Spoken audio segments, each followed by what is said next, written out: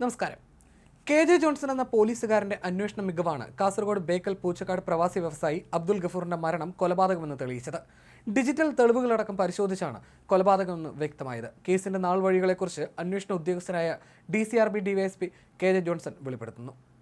കാസർഗോഡ് ഏറെ സന്തോഷത്തോടെ നിൽക്കുന്ന ഒരു ദിവസമാണ്. കഴിഞ്ഞ 1.5 വർഷമായി പൂച്ചക്കാട്ടെ ഗഫൂർ ഹാജിയുടെ മരണവുമായി ബന്ധപ്പെട്ട് ഒരു വേള ഇതൊരു സ്വാഭാവിക മരണമാണെന്ന് പോലും കരുതി തള്ളിപ്പോകുന്നൊരവസ്ഥയിലാണ് സാറ് ഈ കേസ് ഏറ്റെടുക്കുന്നത്.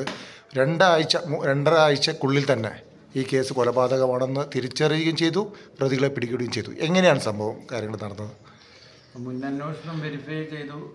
അതുപോലെ തന്നെ ആ അന്വേഷണം ഇവരുടെ ഫോൺ കോണ്ടാക്റ്റുകൾ, അതുപോലെ ഇവരുടെ സാമ്പത്തിക ഇടപാടുകൾ, മറ്റുള്ള ആളുകളുമായിട്ടുള്ള ബന്ധങ്ങൾ, ഇതെല്ലാം വെരിഫൈ ചെയ്തതിന് ശേഷവും അന്നത്തെ 13/4/2023 ഇവരുടെ അവിടുത്തെ സാന്നിധ്യം, ആ ഉച്ച തൊട്ട് വൈകുന്നേരം മരണപ്പെട്ട ഗഫൂർ ഹാജി അവസാനം ഫോൺ വിളിക്കുന്നവരെ ഉള്ള സമയങ്ങളിൽ ഇവരും ഇവരുടെ സഹായികളുമായിട്ടുള്ള ആൾക്കാർ ആ പരിസരത്ത് തന്നെ ഇവരുടെ സാന്നിധ്യം കാണുന്നുണ്ട്.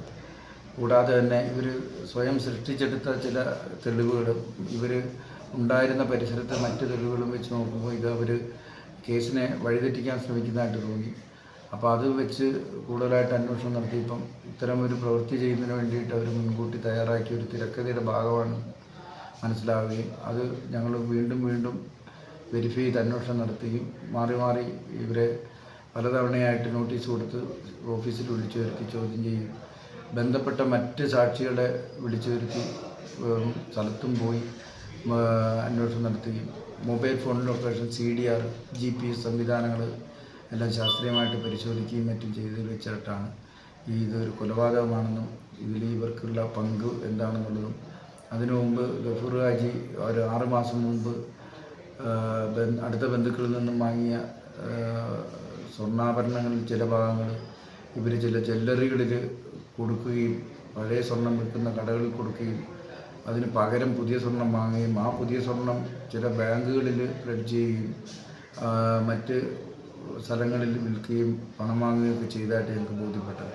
അപ്പോൾ അതിൻ്റെ അന്വേഷണത്തിൻ്റെ തുടർച്ചയായിട്ടാണ് ഈ കേസ് ഇപ്പോൾ നമ്മളിങ്ങനത്തെ ഇത്തരമൊരു നിഗമനത്തിലെത്തിയത്. കൂടാതെ ഇവർക്ക് ഇതിനു മുമ്പ് ക്രിമിനൽ പശ്ചാത്തലമുണ്ട്. സ്വർണം വീടുകളിൽ നിന്ന് മോഷ്ടിക്കുകയും, കൂടാതെ ഇവരുടെ പ്രധാന പരിപാടി എന്ന് പറഞ്ഞാൽ വീടുകൾ കേന്ദ്രീകരിച്ച് തെറ്റിദ്ധരിപ്പിച്ച് മന്ത്രവാദം നടത്തിയിട്ട് സ്വർണം ഇരട്ടിപ്പിച്ച് നൽകാം എന്ന് പറഞ്ഞിട്ട് അവിടെ നിന്ന് സ്വർണം കടത്തുന്ന ഒരു രീതിയും ഇവർക്കുണ്ട്. കൂടാതെ ഇതിൽ 1ഉം 2ഉം പ്രതികൾ 2013 കാസർഗോഡ് പോലീസ് സ്റ്റേഷനിൽ റിപ്പോർട്ട് ചെയ്യപ്പെട്ട ഒരു ഹണി ട്രാപ്പ് കേസിലെ 1ഉം 2ഉം പ്രതികളാണ്.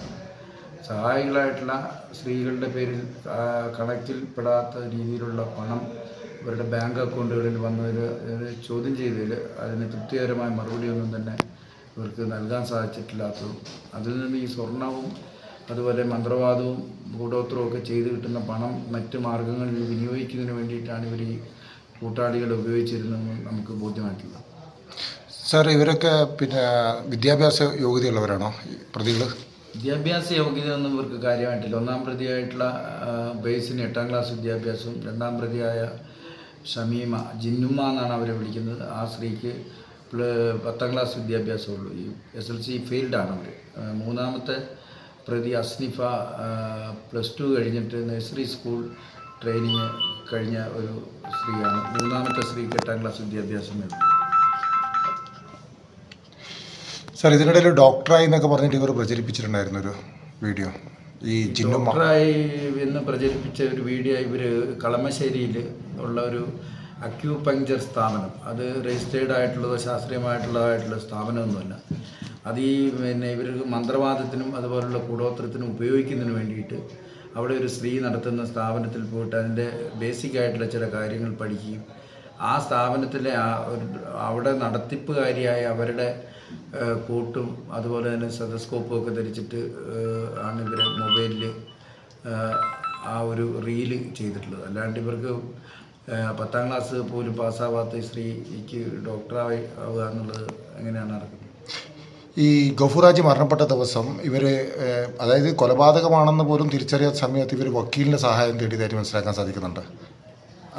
അതിരാവിലെ തന്നെ ഇവരുടെ ഫോൺ റെക്കോർഡുകളും മറ്റുമൊക്കെ പരിശോധിച്ച സമയത്ത് ഇവർ ക്രിമിനൽ അഡ്വക്കേറ്റ്സിനെ ബന്ധപ്പെട്ടായിട്ട് നമുക്ക് ബോധ്യപ്പെട്ടില്ല. അതായത് സ്വാഭാവിക മരണമാണെന്ന് ജനങ്ങൾ വിശ്വസിച്ചിരിക്കുന്ന സമയത്ത് പോലും. അതെ. അല്ല, പിന്നെ കഴിഞ്ഞ ദിവസങ്ങളിൽ ഇവർ മുൻകൂട്ടി ഇവർ പ്രിപ്പയർഡ് ആയിരുന്നു സാർ ചോദ്യം ചെയ്യലിന്?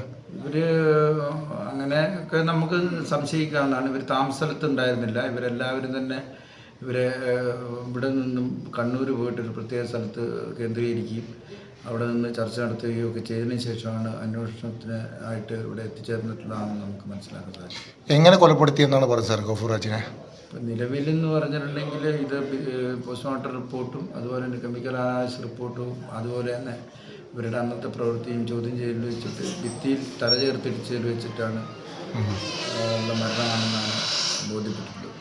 ഇവർ ഈ ബ്ലാങ്കറ്റ് ഗഫൂർ ഹാജി കിടന്നിരുന്ന ബ്ലാങ്കറ്റ് ചുരുട്ടിയ നിലയിലായിരുന്നു, അത് എന്താണെന്ന് അറിയാം സാർ? അത് ബ്ലാങ്കറ്റ് ഒരു 4 സൈഡും മടക്കി വെച്ച നിലയിലായിരുന്നു കണ്ടിരുന്നതെന്ന് അന്നത്തെ സാക്ഷികളുടെ മൊഴി നേരത്തെ ഫയലുണ്ട്. ഇവർ ഈ കൃത്യം കഴിഞ്ഞ ശേഷം ഇവിടെ രക്ഷപ്പെടുകയായിരുന്നു വീട്ടിൽ നിന്ന്? അതെ അതെ പിൻവാതിലൂടെ രക്ഷപ്പെട്ടു? അതെ, പിൻവാതിലൂടെ തന്നെയാണ് പോയത്. പക്ഷെ ആ സമയത്തൊന്നും പുറത്തുനിന്ന് ആളുകളാരും ഉണ്ടായിരുന്നില്ല. പിന്നെ ഈ അസ്നിഫ എന്ന് പറയുന്ന 3-ാം പ്രതിയുടെ വീട് മരിച്ച ഗഫൂർ ഹാജിയുടെ വീടുമായിട്ട് 500 മീറ്റർ ദൂരമേ ഉള്ളൂ. അപ്പോൾ അതിലെ പല വഴികളിലൂടെയും ഇവർക്ക് നടന്നു പോകാവുന്ന ദൂരമേ ഉള്ളൂ. കാസർഗോഡുകാർ ഉപേക്ഷിക്കപ്പെട്ട ഒരുവേളെ ഇതൊന്നും ചെയ്യാൻ പറ്റില്ല എന്ന് തോന്നിപ്പോയ കേസാണ് ഇത്ര വേഗത്തിൽ ശരവേഗത്തിൽ സാർ ചെയ്ത്. എനിക്ക് തോന്നുന്നു സാറിൻ്റെ ഇത് സാറിൻ്റെ നിസ്സാരമാണ്. സാറ് എത്രയോ കേസുകൾ ഇതുപോലെ തെളിയിച്ച ഗ്രീഷ്മ കേസൊക്കെ വളരെ പെട്ടെന്ന് തെളിയിച്ചതാണ്. അപ്പോൾ നേരത്തെ പറയുന്നുണ്ട് കഴിവുള്ള ഉദ്യോഗസ്ഥർക്ക് കയ്യിൽ കിട്ടിയാൽ എല്ലാം 2-3 ആഴ്ച മതി എന്ന് പറയുന്നുണ്ടായിരുന്നു. ഒരു കമൻ്റ് ഉണ്ടായിരുന്നു പുറത്ത്. അതെന്ന് പറഞ്ഞാൽ നമ്മുടെ ഡിപ്പാർട്ട്മെൻറ്റിലെ എല്ലാവരും ഈ കേസുമായിട്ട് ബന്ധപ്പെട്ട് വളരെയധികം സപ്പോർട്ടീവായിട്ടുള്ള ഇത് തന്നെയാണ്. SP മാഡം, DG അദ്ദേഹം, അതുപോലെ തന്നെ ADGP അദ്ദേഹം മനോജ് ഇബ്രാഹിം സാറടക്കം ഈ കേസ് നേരിട്ട് ലാസ്റ്റ് ഘട്ടത്തിൽ മോണിറ്റർ ചെയ്തിരുന്നു. അത് വേണ്ട നിർദ്ദേശങ്ങളെല്ലാം തന്നെ ഇതിന് തന്നിട്ടുള്ളതാണ്.